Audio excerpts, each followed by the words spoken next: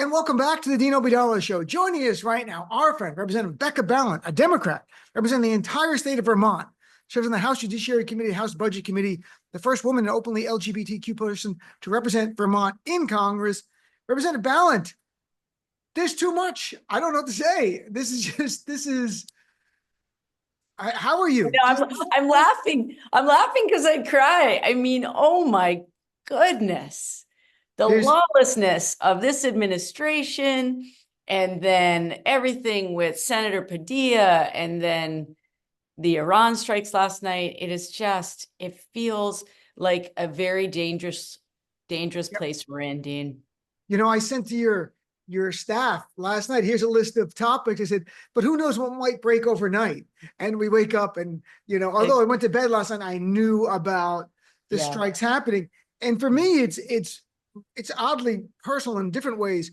One is I don't want Iran to get a nuclear weapon because they ever dropped that in Israel. My family, we're Palestinian in the West Bank, gets killed.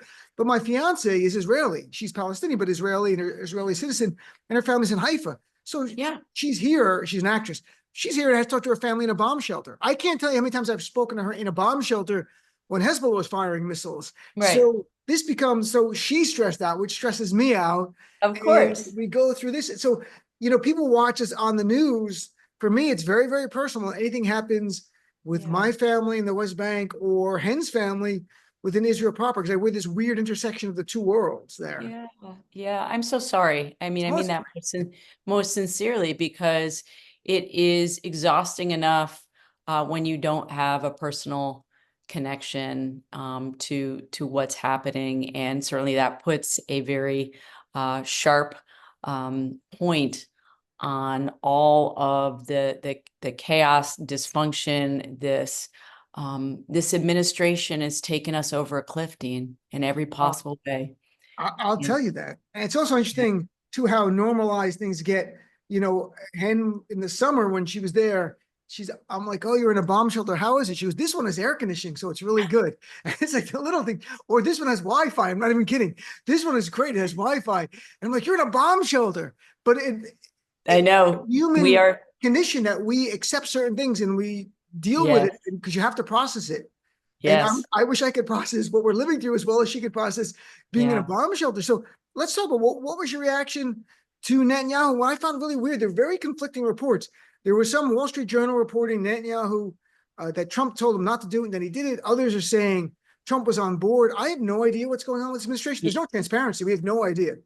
Yes, I actually was sitting on a plane on the tarmac when the news came in. My flight had been delayed. It was so interesting because I fly into Hartford and then drive to Vermont. And I was on the plane with 3 other members of Congress, and one of them was sitting right next to me. And we were just like talking about Padilla and everything that happened. And he looked at his phone. He said, "You're not going to believe this.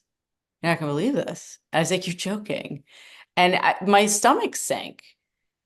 It is, and you spoke to this as well. Do I want Iran to have nuclear weapons? Absolutely not. Do I want Netanyahu to be escalating and leading us into an entire regional war? No. Do I trust Trump's diplomacy skills? No. Do I think that Netanyahu is making decisions that are in his best interest in staying in power and not in the interest of the country? It is. If we had a different president in this moment, I wouldn't feel like I would be deeply troubled and concerned, but I wouldn't feel that we are, like I said, headed over a cliff in this, imminent danger. And we know that Trump has been in many ways partnering with Netanyahu to pull us away from agreements that we made with Iran to try to kind of keep things settling down and to prevent them from attaining nuclear weapons, but, enable them to continue, science that will certainly be used in other ways on the home front. And the fact that we were pulled out of that, and that the thing about Trump, there's no strategy. There's no plan. It is just like the whims of a moment, and that's what makes it feel so scary. And of course, he never met a strong man he didn't like. And so, who knows what this really means for us and our regional partners. We have no idea. I mean, President Obama worked very hard to negotiate a deal that Yeah. would have limited and restricted Iran's ability to develop nuclear weapons and brought them into the world community. That was the hope, That's right? right. So that they become a normal nation. And it's great for everyone in the Middle East. It's great for Saudis, great for Israel, it's great for everyone. But Right. It's instead, great. It's great for Iranians, right? right, great for Iranians. And here's Yeah. where we are. I mean, there's this media myth. Trump, the art of the deal. He's never made a deal. There's no deals. He doesn't even have a deal on any tariffs. We have a concept of a plan with the UK. He's going to end the war in, remember, Ukraine, 24 hours, Gaza. Day one. Wars. We have more wars now. And he said none of this would be happening if I was president. Well, none of this would be happening if you weren't president. This is all because of you. It's a nightmare everywhere. Stock market crashing again today. It's just, there's nothing redeeming about this guy. He's an abject failure on every front. I say it objectively. I mean, I know I'm a Democrat, but there's no success stories. I know there is nothing that we can point to. And so it always makes me laugh so hard when they're always talking about merit, right? They're always talking about merit.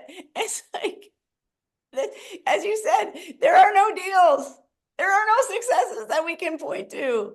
And, it is here in Vermont too. I'm sitting in my office in Southern Vermont today. And when you talk to Vermonters of any political stripe, they just are just beside themselves about what the Trump is doing around tariffs, but also just a stupid pissing match with Canada that he has started for no reason, for absolutely no reason.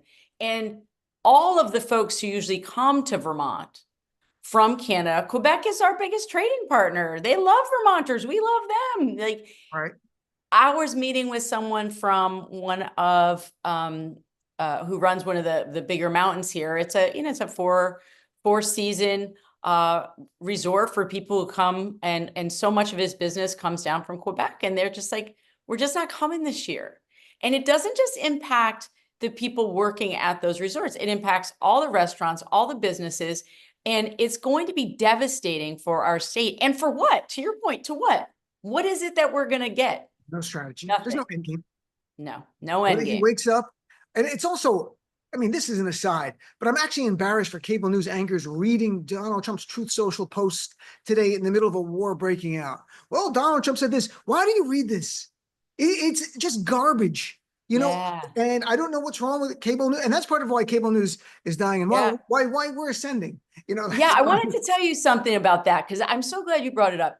So there's been some play about what happened on the floor yesterday with a representative from New York, John Mannion. Yeah. And he was really super frustrated with the fact that people like Mike Lawler, who pretend to be moderates, and then they vote with Republicans every time, and they try to pretend that they're not in the MAGA camp, but their votes show, the complete opposite. But so John Mannion was yelling at Lawler on the floor, essentially like, grow a pair, like you're part of the problem. You're not fooling anyone. This is our democracy at stake. And so that's gotten a lot of play. I was there on the floor, but just before that, actually, we were at a press conference together on the steps of the Capitol, talking about what had happened to Alex Padilla. And there's a big press scrum there. And at the end, the Californians said their piece. Other people, talked about what was so chilling about the fact that Alex Padilla, this senator from California, had been detained, zip-tied, forced out of a presser with Kristi Noem, which I'm sure we can talk to in a moment. But at the end of that press conference, John Mannion was the one who looked at the press and said, essentially, you are normalizing this every single day when you do not cover this for what it is, which is a lawless administration trying to intimidate us into silence. He's like, we need you. We need you more than ever. We need you to do your jobs. And it was a very powerful speech. And as far as I can tell, none of the people in that press scrum covered that part of the press conference, but it was very powerful. And many of us standing there we're very moved by it. And that's great. And I think that resonates with people. It's authentic. We understand, not focus grouped. It's not someone said, here's how you should answer it. Yeah. It's visceral. And Visceral. our disappointment with the media, except for a handful of MSNBC shows, to be blunt, Yeah. CNN's become Fox News Light. It's also become theater. And I'm not to dissect it, but the worst part of it is they'll have someone on who talks about the threat of fascism on CNN, and then someone who defends fascism. Not Yes. using those terms, right? That's the problem. Like MSNBC just has two people saying it's really bad what's going on. So I applaud them for that. CNN, it's not left and right. There are not two sides to every story. They just had the good night and good luck with George Clooney, but Edward R. Murrow famously said, and in the play says it as well, they're not two equal sides to every news story, and they have to learn that. I don't know why they don't, but I'm trying to represent Becca Balint. So let's talk about Alex Padilla and what happened there. Speaker Johnson wants him to be censured. And I found that despicable, but no, it's despicable. What was your reaction? And I saw members of and I think I saw you walking over to the Senate. You were in the group. Tell us, what did you do? Share with us. I was in the group. We marched over first to Leader Thune's office in the Senate, because it was hours later after the incident with Padilla, Senator Padilla, happened. And Thune's office had not put out a statement at all, not defending his senator, not defending the fact that senators and representatives have a responsibility to do oversight into how money is spent. He was in a federal building. He had already been escorted in there. That's the thing that I want people to know. He didn't just show up there. He was already in the building for other meetings. Yep. Had been brought in, had gone through security. And so he goes into the meeting and is, forced out while trying to ask a question. So we marched to Thune's office to say, we may be members of the House, but what you do and how you respond in this moment matters to all of us. He wasn't there. He happened to be at the White House at that time, meeting with the president about something, but I was so proud of my colleagues. So it was the Congressional Hispanic Caucus that wanted to take the lead on this. So they set it up. They led the march. We were there in support of them. And they just laid it out that this is about your leadership, Mr. Thune, in this moment. Are you going to stand up for the rule of law? Are you going to stand up for senators and House members who represent the country? Like, we represent the people. So we couldn't talk to him, but we did. We were able to have our grievances heard by his staff. And we went from there to meet with Speaker Johnson. He would not meet with us. We know he was in there. We know he was in there. He was behind closed doors in his office. And we went there and we asked for a meeting, and he stayed holed up and would not. And remember, I just want to remind people, he is not the Speaker of the Republicans. He is the Speaker of the House of Representatives. And so here was the part that was the most enraging to me. When we were walking over to Thune's office, across the building from the House side to the Senate side, Johnson was given a press conference. And while we were walking by, he likened Senator Padilla to a thug. And I lost my ever-living mind. And I started screaming, "Thug, thug, he's a sitting senator." So if you hear that clip, that's you. There, that's me. That's me. May it be noted. Was that when it was live? When he was being interviewed? It was when he was live. And he says the censure part after that. He goes, "Well, I think it's wildly inappropriate," but interesting. Yeah. And so we were demanding answers about that remark about him calling Padilla a thug, and what was he going to, do to stand up for all of us, especially given what has happened with LaMonica MacGyver. And so, but again, he would not come out and meet with us. And so we went out in front of the office, and again, CHC took the lead. They did a tremendous job making the case for why it is that the House and the Senate leadership continue to abdicate their responsibility to stand up for the people, right? Because we are representatives of the people. And it's very disturbing. It's very chilling. It's all about, making sure we shut up. That's what this is all about. Sure. Certainly. I couldn't believe the imagery we saw of Senator Padilla saying, "I'm a senator. And then Kristi Noem lied afterwards as if we didn't have video. Oh, he didn't identify himself. We all heard him identify himself. I don't know. That's not the best answer. Oh, he charged in, and but he was there listening. And what got him upset, because he said in interviews last night and today, the line that really jarred me, I think it deserves far more media coverage. And she said about their military occupation of LA, we are staying here to liberate this city from the socialist and burdensome leadership this governor and mayor have placed on this country. She's calling for regime change. The Trump that is exactly right. Calling for regime change, and they want to put in a pro-Trump puppet, just like Putin has done in Russia. And I find this deeply alarming. This is the conditions to leave. The governor and the mayor have to be removed and liberated. And our media is so ineffective. Corporate media is so horrible. This should be a headline. I know the Middle East thing, but like this should be talked about left and right, and it's not. Yes, exactly. They're talking about removing the duly elected leaders of that city and that state. And you're right. That is exactly right. I saw an interview with Alex Padilla this morning. He was saying that was the line that really upset him. It upset me when I heard it as well, because they are signaling to us that they don't believe that they need to follow rules and laws or the will of the people.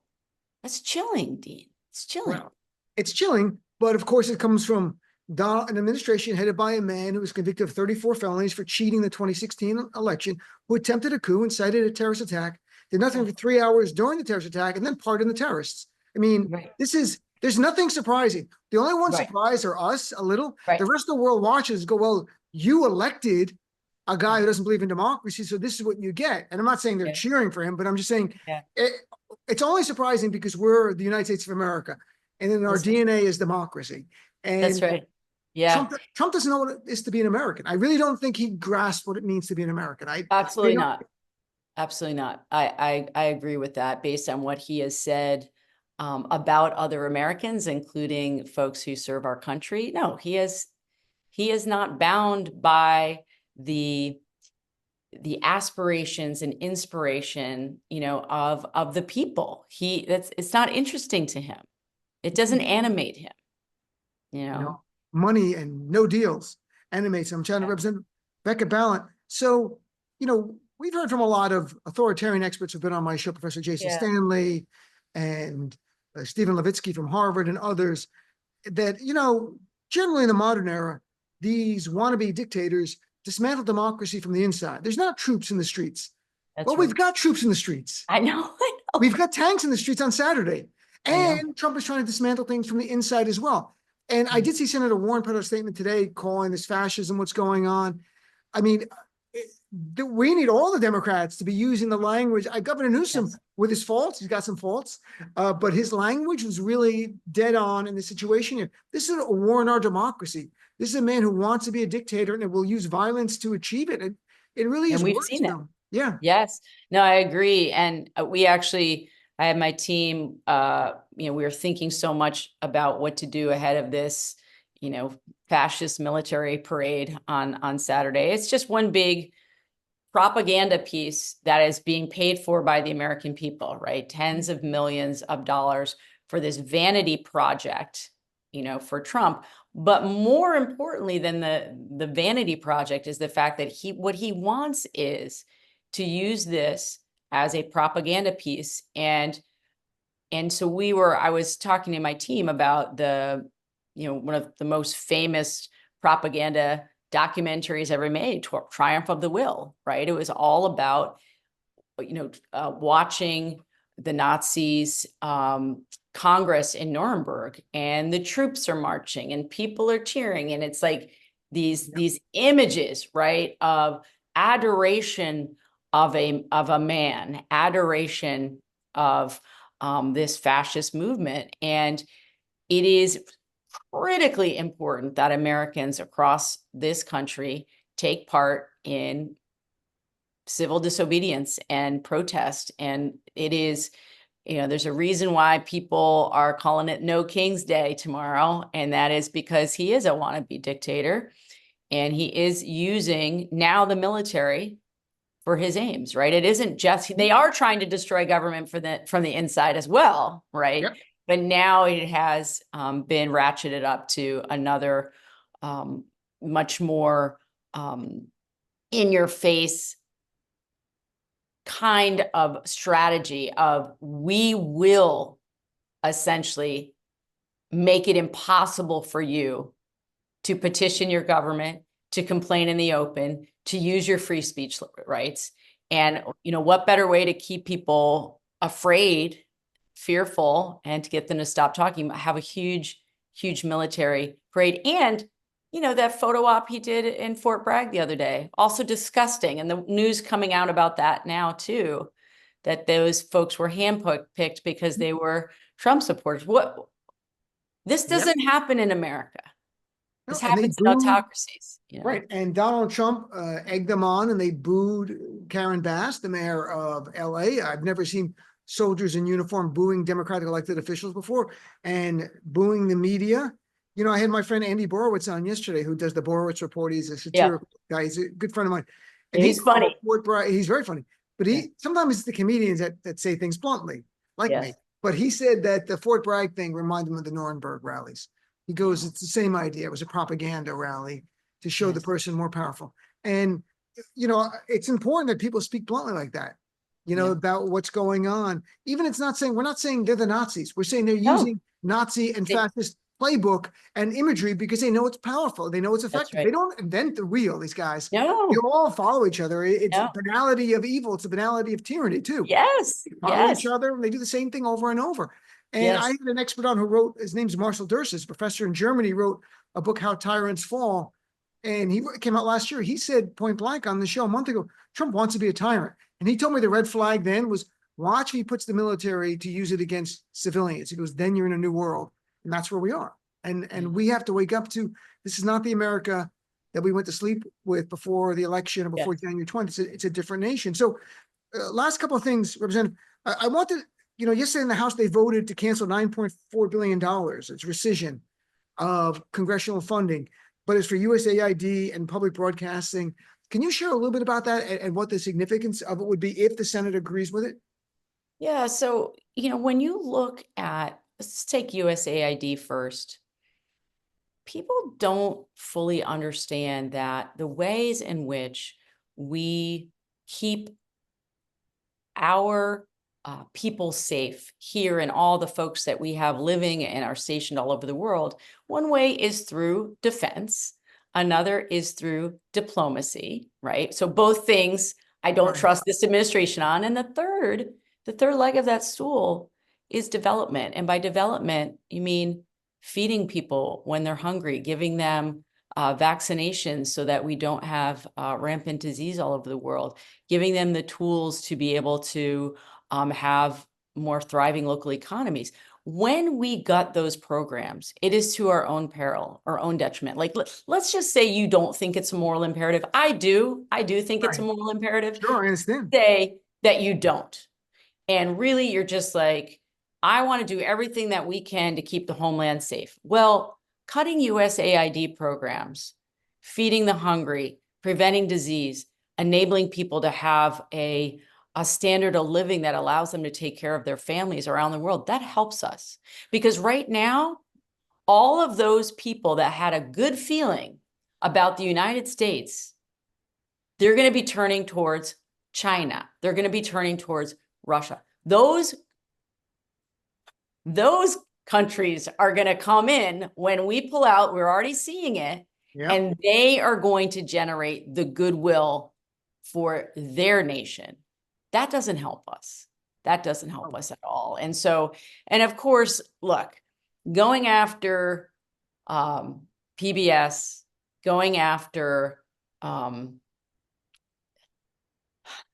non-corporate entities that deliver the news and the arts, again, is from an authoritarian playbook, right? We see the way in which he's gone after libraries and museums, and this is all part of it.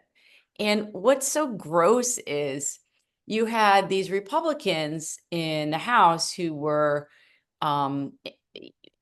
made to feel embarrassed by their vote, gutting Medicaid, gutting food programs, giving breaks to companies that produce gun silencers and tanning beds, like, all those great nuggets in there. Well, they realized that actually they were going to pay for it at the ballot box if they didn't start doing some quick PR.